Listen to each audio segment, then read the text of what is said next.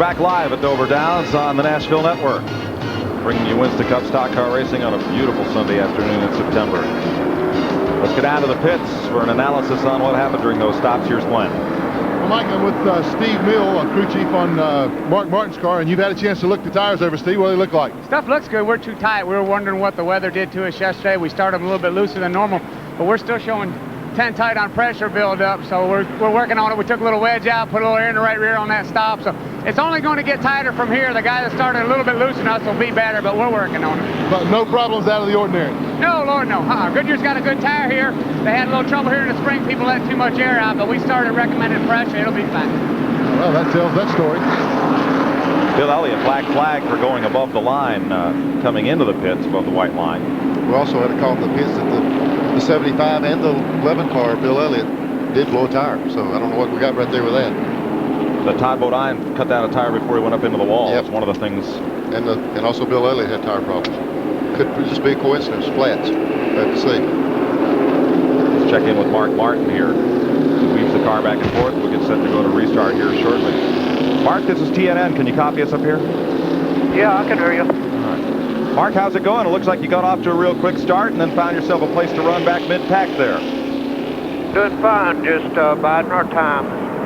The racetrack's pretty treacherous right now, and we're just trying to, run a few laps here and get everything going our way.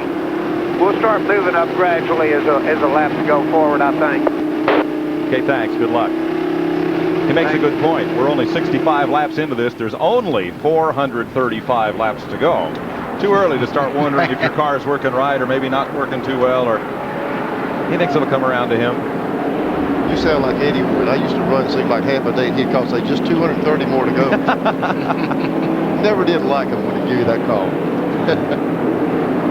As we get ready to go back to green, here's the way they're running.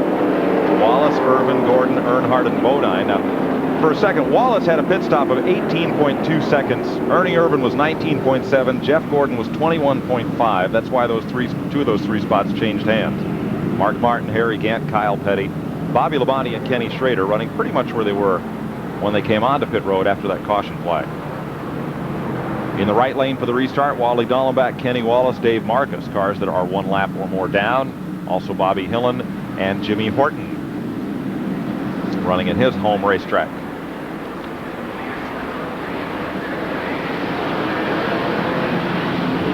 They're saying we're going racing this lap. There's a wrecker coming down pit road with a car, but I guess he can clear it. That'll be Bob Shack's being hauled back to the garage area. Green flag.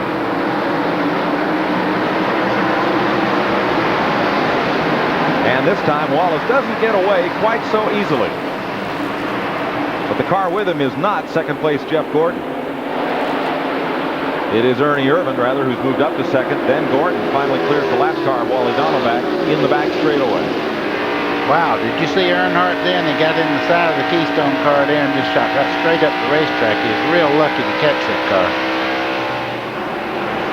It's hard to realize watching this on TV just how close these cars are to the edge of control until something like that happens. And suddenly, you're out of control. And Earnhardt lost it and caught it all in the blink of an eye. I shouldn't say that was lucky. He's good. You see him do that a lot.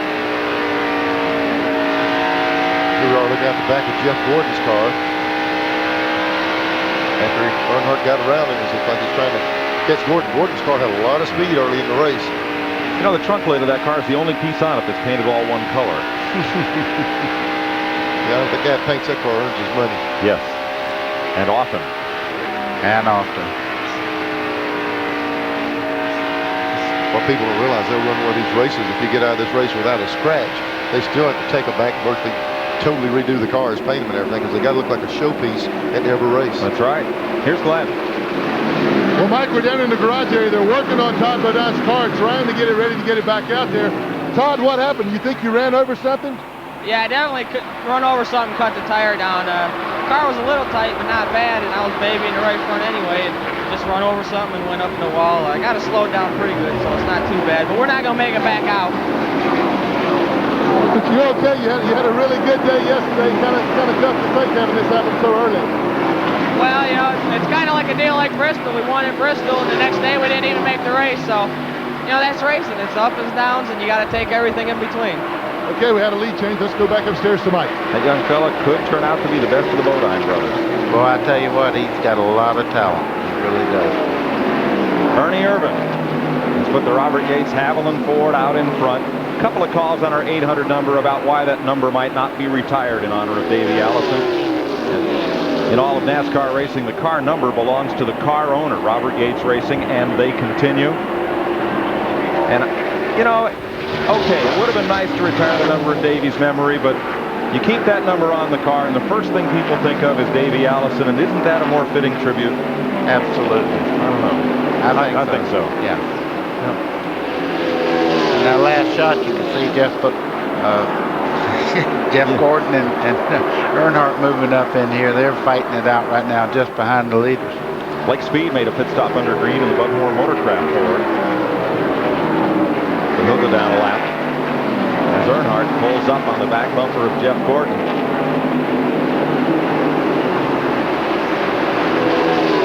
Third place. There's the interval. First and second, back to third and fourth. Here comes Earnhardt. He's able to get around Gordon, really where it seems like Gordon's strong suit, right in the center of the corner. Earnhardt's car's working well on the bottom. I tell you, when you get the nose under somebody, it's over with. You go right on by. And look who else is coming into the picture, Mark Martin. Yeah, Mark's moved right into this thing. He wasn't kidding when he said he's going to just ease his way on up front. Well, when you're sitting in that car, you know how good it is. If you got one that's mediocre, you can pretty well run it to death all day long. When you got a really good race car, you can pace yourself and use your head a little bit more. The guy that's working real hard, he's got one that just won't keep up, and he's running a mile over his head all the time. Look at him gobble up Jeff Gordon. Wow, is he getting off into the corner? That car is really strong. He's right on that white line. You see him come out here. The car is really smooth. That's where you lose. If you're loose or anything, you'll see the car twitch around there. Buddy, we just got to call from the pits, and they said this set of tires is a little bit tighter than the other set, and it's hurting him in the middle of the corner. So he must have lost some speed there. Let's go back to the battle for eighth, where Bobby Labonte in the Maxwell House Ford of Bill Davis trying to hold off Kenny Schrader. Kodiak Chevrolet. Schrader slides on through. Man runs 95 races a year. Man, I don't know how he does it. He's learned to sleep on an airplane, I can tell you that. Yes, does it because he loves it. You know, you hear criticism about that, but I'm not so sure that's not a good idea. The more you race, the better you get at it.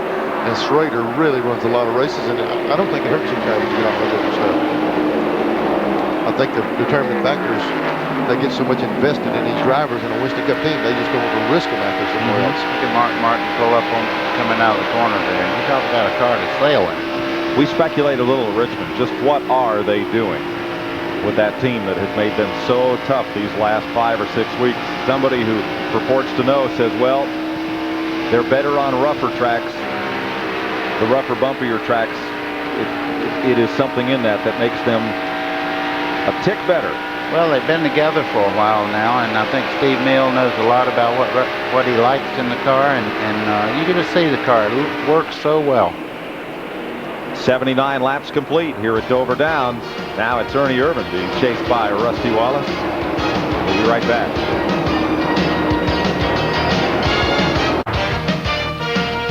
TNN Motorsports live coverage of the Splitfire Spark Plug 500 brought to you by Chevy Trucks, the most dependable, longest-lasting trucks on the road.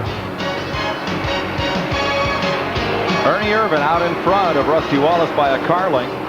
Dale Earnhardt, Jeff Gordon, and Mark Martin closing on the third and fourth place battle. There are the two leaders, and Irvan's beginning to stretch it out a bit. He pulls up on the Cedar Ridge RV Ford of Jimmy Means. There is Mark Martin. Has come from 9th to 5th in the last 53 laps. You mentioned Steve Emile just coming in here this morning. They took the spare Dover car home. More on that in a moment. Lead change? Maybe. Yeah, certainly. Wow. Just Kind of dramatic, wasn't it? Just a couple of laps before that, you know, the 28 car had about a 5 car length lead. Must have should have jumped on that in a hurry. And no traffic, nothing near them.